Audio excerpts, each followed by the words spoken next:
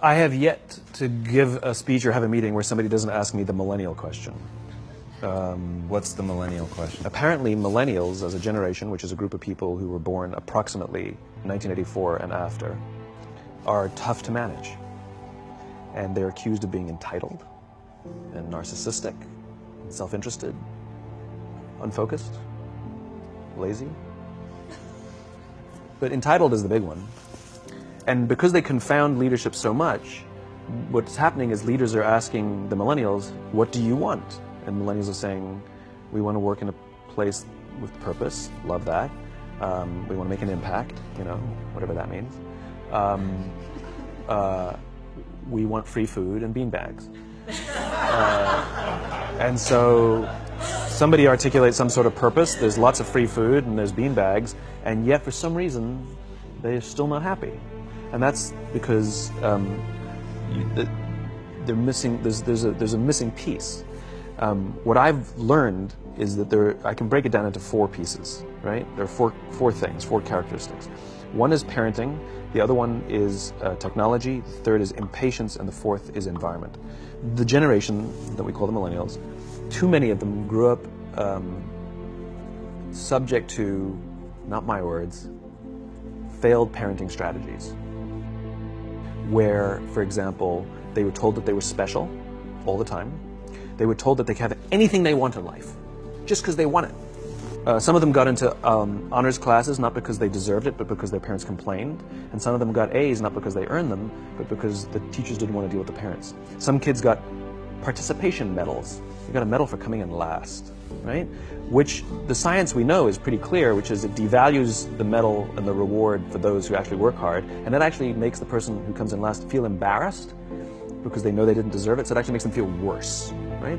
So you take this group of people, and they graduate school, and they get a job, and they're thrust into the real world, and in an instant, they find out they're not special, their moms can't get them a promotion, that you get nothing for coming in last, and by the way, you can't just have it because you want it. And in an instant, their entire self-image is shattered. And so you have an entire generation that's growing up with lower self-esteem than previous generations. The other problem, to compound it, is we're growing up in a Facebook, Instagram world. In other words, we're good at putting filters on things. We're good at showing people that life is amazing even though I'm depressed. And so everybody sounds tough, and everybody sounds like they got it all figured out. And the reality is there's very little toughness, and most people don't have it figured out. And so when the more senior people say, well, what should we do? They sound like, this is what you got to do. And they have no clue. Right? So you have an entire generation growing up with lower self-esteem than previous generations, right? Through no fault of their own. Through no fault of their own, right? They were dealt a bad hand. Now let's add in technology. We know that engagement with social media and our cell phones releases a chemical called dopamine.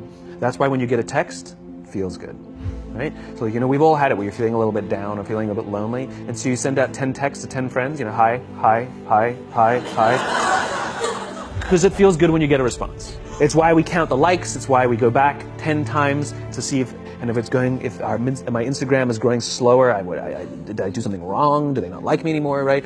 The trauma for young kids to be unfriended, right?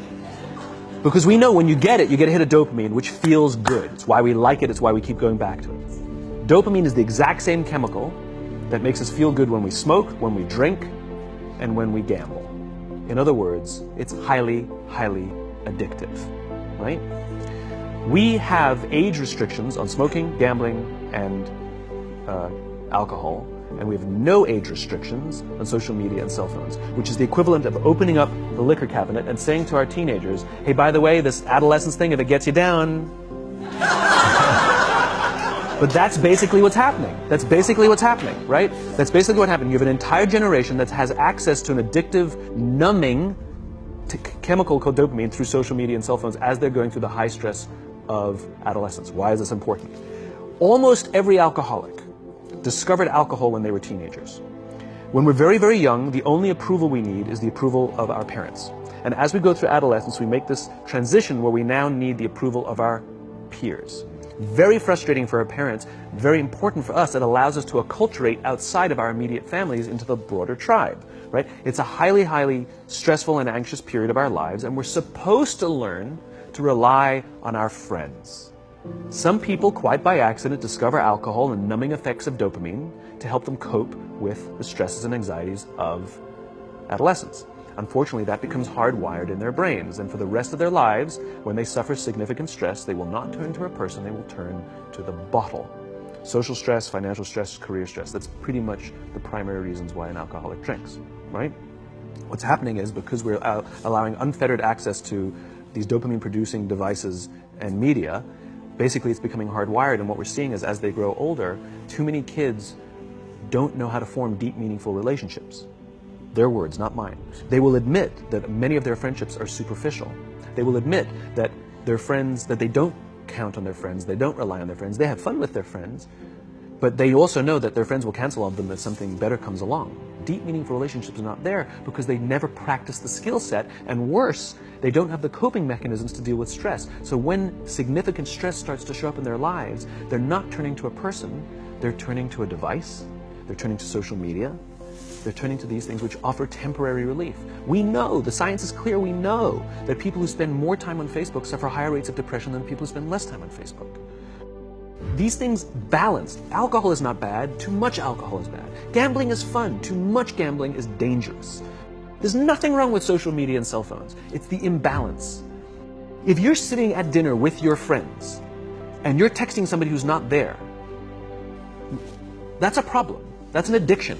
If you're sitting in a meeting with people you're supposed to be listening to and speaking, and you put your phone on the table, face up or face down, I don't care, that sends a subconscious message to the room that you're just not that important to me right now, right? That's what happens. And the fact that you cannot put it away is because you are addicted, right? If you wake up and you check your phone before you say good morning to your girlfriend, boyfriend, or spouse, you have an addiction. And like all addiction, in time, it'll destroy relationships, it'll cost time, and it'll cost money, and it'll make your life worse. So you have a generation growing up with lower self-esteem that doesn't have the coping mechanisms to deal with stress. Now you add in the sense of impatience. They've grown up in a world of instant gratification. You want to buy something, you go on Amazon, it arrives the next day. You want to watch a movie? Log on and watch a movie. You don't check movie times. You want to watch a TV show? Binge. You don't even have to wait week to week to week, right? I know people who skip seasons just so they can binge at the end of the season, right? Instant gratification. You want to go on a date? You don't even have to learn how to be like, hey. You don't even have to learn and practice that skill. You don't have to be the uncomfortable one who says yes when you mean no, and says no when you mean no, but yes when you... You don't have to swipe right. Bang, I'm a stud. Right? You don't have to learn the social coping mechanisms. Everything you want, you can have instantaneously. Everything you want, instant gratification. Except job satisfaction and strength of relationships, there ain't no app for that. They are slow, meandering, uncomfortable, messy processes. And so I keep meeting these wonderful, fantastic, idealistic, hardworking, smart kids. They just graduated school. They're in their entry-level job. I sit down with them and I go, how's it going? They go, I think I'm going to quit. I'm like, why? They're like, I'm not making an impact. I'm like, you've been here 8 months. You know? It's as if they're standing at the foot of a mountain and they have this abstract concept called impact that they want to have in the world, which is the summit. What they don't see is the mountain. I don't care if you go up the mountain quickly or slowly, but there's still a mountain. And so what this young generation needs to learn is patience. That some things that really, really matter, like love, or job fulfillment, joy, love of life, self-confidence, a skill set, any of these things, all of these things take time. Sometimes you can expedite pieces of it, but the overall journey is arduous and long and difficult. And if you don't ask for help and learn that skill set, you will fall off the mountain, or you will, the worst case scenario, and we're already seeing it, the worst case scenario is we're seeing an increase in suicide rates, we're seeing an increase in this generation, we're seeing an increase in accidental deaths due to drug overdoses, we're seeing more and more kids drop out of school or take leaves of absence due to depression. Unheard of. These are all, this is really bad. The best case scenario, those are all bad cases, right? The best case scenario is you'll have an entire population growing up and going through life and just never really finding joy. They'll never really find deep, deep fulfillment in work or in life. They'll just waft through life, and it'll be just, it's fine. How's your job? It's fine. The same as yesterday. How's your relationship? It's fine. Like that's the best case scenario. Which leads me to the fourth point, which is environment. Which is we're taking this amazing group of young, fantastic kids who were just dealt a bad hand. It's no fault of their own. And we put them in corporate environments that care more about the numbers than they do about the kids. They care more about the short-term gains than the long-term life of this young human being. We care more about the year than the lifetime, right? And so we are putting them in corporate environments that aren't helping them build their confidence, that aren't helping them learn the skills of cooperation, that aren't helping them overcome the challenges of a digital world and finding more balance, that isn't helping them overcome the need to have instant gratification and teach them the joys and impact and the fulfillment you get from working hard on something for a long time that cannot be done in a month or even in a year. And so we're thrusting to them in corporate environments, and the worst part about it is they think it's them. They blame themselves. They think it's them who can't deal. And so it makes it all worse. It's not. I'm here to tell them it's not them. It's the corporations, it's the corporate environments, it's the total lack of good leadership in our world today that is making them feel the way they do. They were dealt a bad hand, and I hate to say it, but it's the company's responsibility. Sucks to be you, like we have no choice, right? This is what we got, and I wish that society and their parents did a better job. They didn't. So we're getting them in our companies, and we now have to pick up the slack. We have to work extra hard to figure out the ways that we build their confidence. We have to work extra hard to find ways to teach them the social skills that they're missing out on. There should be no cell phones in conference rooms. None. Zero. And I don't mean the kind of like sitting outside waiting to text. I mean like when you're sitting and waiting for a meeting to start, this is what we all do. We all sit here and wait for the meeting to start.